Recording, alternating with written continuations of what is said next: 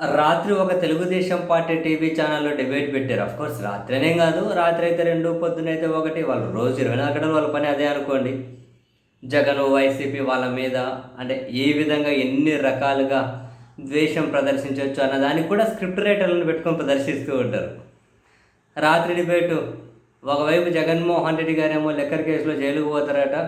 అవినాష్ రెడ్డి గారేమో సిబిఐ దాంట్లో ఆయన జైలుకు పోతారట. వివేకానంద రెడ్డి గారి కేసులో ఆయనకి ఇచ్చినటువంటి బెయిల్ రద్దు అవుతుందట.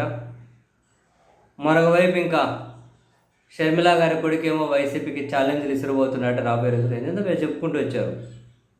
సరే ఇదంతా పక్కన పెడితే వైఎస్ అవినాష్ రెడ్డి గారి బెయిల్ రద్దు చేస్తారు అని చెప్పి ఈరోజు అది విచారణ అయితే రాత్రి డిబేట్ పెట్టేశారు.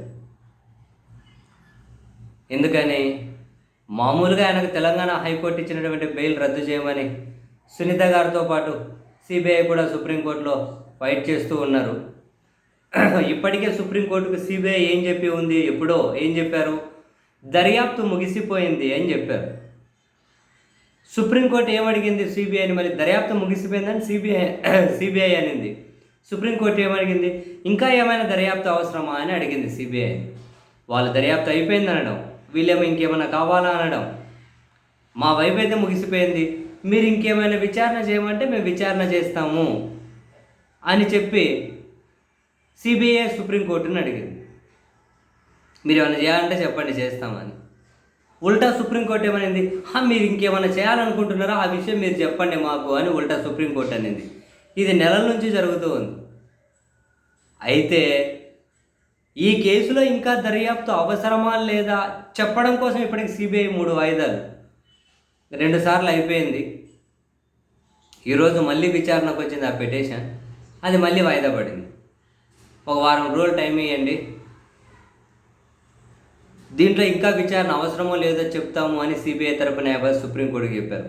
సుప్రీంకోర్టులో జస్టిస్ సుందరేశన్ ధర్మాసనం దగ్గరికి ఇది వచ్చింది, ఇది తేలుస్తాము అని. అయితే అవినాష్ రెడ్డి గారి బెయిల్ రద్దు చేయమని పిటిషన్ వేశారు కదా, ఆ పిటిషన్ విచారించాలంటే ఫస్ట్ దీంట్లో దర్యాప్తు సంగతి ఎంతవరకు వచ్చింది, ఇంకా అవసరమా లేదా ఇది చెప్పండి అని అడుగుతుంది సుప్రీంకోర్టు.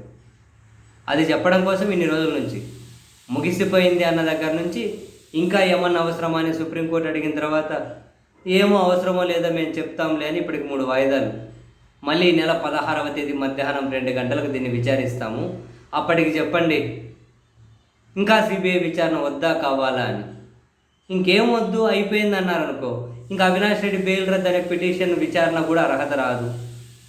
లేదు ఇంకా దీంట్లో విచారణ చేయాలి అన్నారనుకోండి, అప్పుడు సుప్రీంకోర్టులో అవినాష్ రెడ్డి గారి బెయిల్ రద్దు పిటిషన్ విచారించి నిర్ణయం తీసుకుంటారు.